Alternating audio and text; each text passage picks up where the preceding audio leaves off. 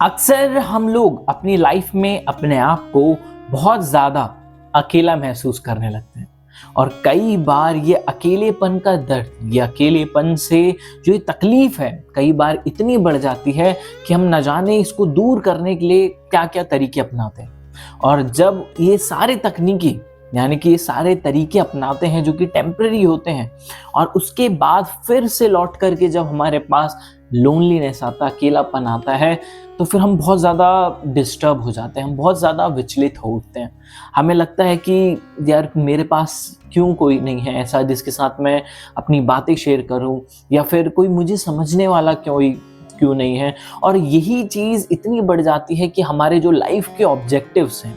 Life के जो गोल है या फिर जो हमने अपना निर्धारित किया होता है मित्रों कि हमें ये चीज़ करनी है, मुझे अपना कंसंट्रेशन इस चीज़ पर रखना है, मुझे अपना फोकस अपनी लाइफ में इस चीज़ में रखना है, तो धीरे धीरे इस चीज़ की, इस लाइफस्टाइल इशू की वजह से हमारा जो ये गोल है, ऑब्जेक्टिव्स है, जो ये हमारा निर्णय, जो हमने अपने ये डिसीजन बनाया होता है, जो हमने अपना गोल निर्धारित किया होता है, हम इसको सही तरीके से फॉलो नहीं कर पाते और कई बार हम इसी के चलते बहुत ज़्यादा चिंतित हो जाते हैं। तो मित्रों, इसका सबसे बढ़िया और सबसे बेहतरीन सॉल्यूशन हमारे सुंदरकांड में, जी हाँ, सुंदरकांड, रामायण के सुंदरकांड के अंदर मिलता है, जहां पर मित्रों लंका में जब हनुमान जी माँ सीता की खोज में लंका की तरफ जाते हैं तो वहां पर वो उनसे किनसे मिलते हैं? विभीषण जी से, जहां पर सारे ही राक्षस भरे पड़े थे, जहां कोई दारू पीता था, कोई मदिरा का पान करता था, कोई मांस खाता था, और उन सब के बीच में आप सोचिए विभीषण जी वहां पर भक्ति करते थे। और विभीषण जी भी बहुत ज्यादा विचलित हो जाते थे कि इन सारे लोगों के बीच में मैं अकेला क्यों मेरे को ऐसे और भक्त नहीं मिल रहे, क्यों? वो बहुत ज्यादा परेशान होते थे। लेकिन मित्रों, कहते हैं ना, देर आए परंतु दुरुस्त आए, देर आए दुरुस्त आए। लेकिन मित्रों, इसीलिए जब विभीषण जी इस चीज से बहुत ज्यादा परेशान होते थे तो उनको उद्धार करने के लिए, उनसे भेंट करने के लिए स्वयं हनुमान जी महाराज उनके द्वार पर जाते हैं और वो विप्र का रूप लेकर के विभीषण जी से मुलाकात करते हैं और विभीषण जी से अपना परिचय करते हैं। उसके बाद उन दोनों का आपस में जो चर्चा है वो होती है और जिसके बाद विभीषण जी अपने आप को परम कृतार्थ समझते हैं कि हरि भक्त के आज मुझे दर्शन हो गए और आज मुझे लगा कि मेरा जो जीवन है, जो मेरा भजन है, जिस मार्ग पे मैं चल रहा हूँ, मैं सही चल रहा हूँ। क्योंकि अब मुझे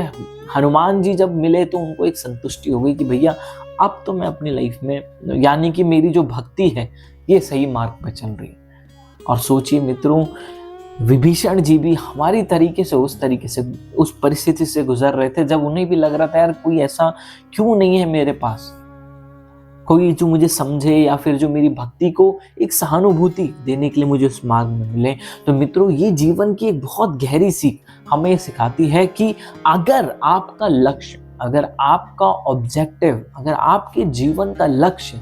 बहुत ऊंचा है, बहुत बड़ा है और बहुत अच्छा है, तो मित्रों कभी भी साथ की वजह से, कि एसोसिएशन कोई चल या साथ मिल जाए, इसके वजह से कभी भी अपने कदम को बैकवर्ड मत कीजिएगा। अगर आपका लक्ष्य कुछ बड़ा है, अगर आप कुछ बड़ा करना चाहते हो, आपका कुछ गोल जो आपने निर्धारित करा है वो आपसे बहुत बड़ा है और आपने वही चीज़ को हासिल करना है और उसके लिए आप ये सोच रहे हो यार कोई और भी मिल जाए जो मेरी तरह है, हम दोनों का साथ हो जाए। मित्रों, साथ जब आपका सही लक्ष्य होगा, जब आप एक जीवन में सही ऊंचा और बेहतरीन काम करने के लिए जाएंगे मित्रों, तो ये ही घटना हमें याद दिलाती है कि आप अपने आप को विचलित ना होने दें, मन से अपने आप को स्टेबल रखें, क्योंकि जैसे जैसे आप उस मार्ग में आगे जाएंगे ये बात निश्चित है कि भगवान स्वयं आपके साथ के लिए जो सही बंदा होगा, जो सही इंसान होगा, वो आपके पास जरूर भेजेंगे, जिस तरीके से विभीषण जी के पास स्वयं हनुमान जी को प्रभु श्री राम जी ने भेजा। तो मित्रों, हमेशा इस चीज को अपने अंदर आत्मविश्वास के साथ इस चीज को बिठा लीजिएगा। अगर आपका उद्देश्य सही है, अगर आपका मार्ग सही है,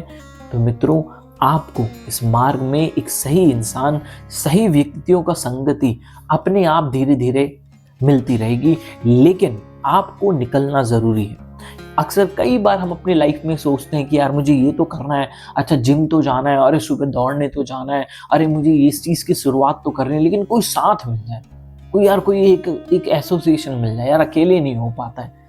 मित्रों, अगर आप साथ के ही भरोसे बैठ जाओगे तो जीवन में आप सोचिए आप अपनी सफलता से कितना दूर हटते चले जाएंगे। और इतना दूर जाने के बाद आपको जब रियलाइज होगा कि जब और लोग जो आपके आस पड़ोस के थे, जो आपके लेवल के थे, जो आपके साथ के थे, वो बहुत आगे जा चुके हैं, तो आपको अंदर से बहुत ज़्यादा गिल्ट होगा। जब आपका कीमती समय बीत जाएगा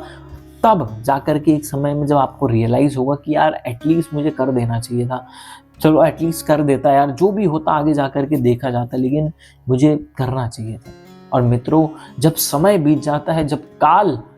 आता है, जब काल बीत जाता है, तो मित्रों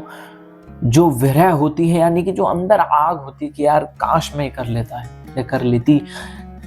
तो मित्रों ये बहुत ज़्यादा आपको एक सेल्फ गिल्ट में डाल सकती है। मित्रों कहते हैं ना, अंबेडकर साहब ने भी ये बात कही थी कि अगर आपको कोई सही मार्ग पे, अगर आपके लक्ष्य में कोई और अच्छा नहीं मिल रहा तो अकेला चलो, अकेला चलो, लेकिन चलो जरूर, कोई मिले ना मिले। और ये बात निश्चित है मित्रों, जब आप एक सही काम को करने के लिए जब आप निकलेंगे, निश्चित रूप से भगवान समय समय पर जो भी आपके लिए सही होगा, जो आपके लिए उचित होगा, जो आपके लिए श्रेष्ठकर होगा, जो एसोसिएशन आपके लिए अच्छी रहेगी, जो लोग आपके लिए अच्छे रहेंगे, वो समय समय पर भगवान स्वयं आपके मार्गदर्शन के लिए उनको स्वयं आपके पास भेजते रहेंगे। जरूरत होती है तो केवल धैर्य की,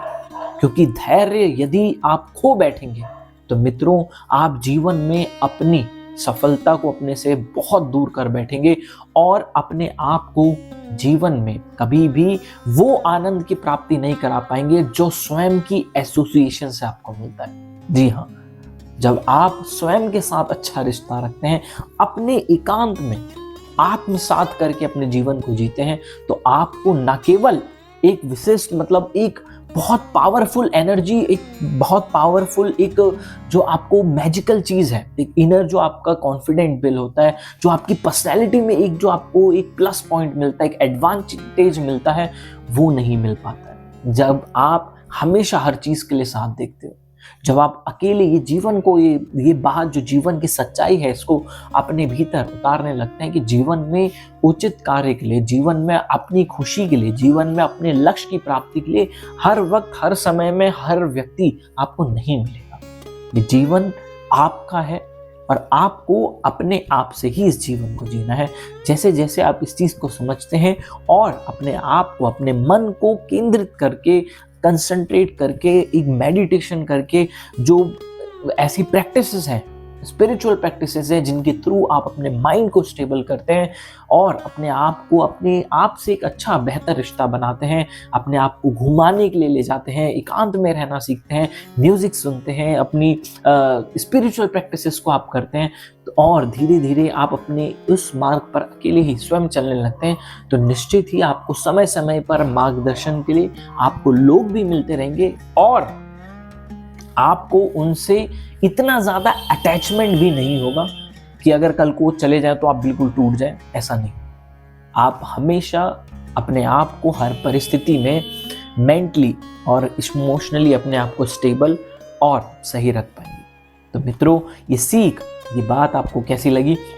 नीचे कमेंट करके ज़रूर बताएं, और अगर चैनल को अभी आपने सब्सक्राइब नहीं किया है अभी तक तो प्लीज़ चैनल को सब्सक्राइब करें। और इसी तरीके की हनुमान जी से रिलेटेड, सुंदरकांड से रिलेटेड हमारी ये पूरी सीरीज मित्रों चल रही है जिसमें जीवन की बहुत सारी बेशकीमती चीज़ें छुपी हुई।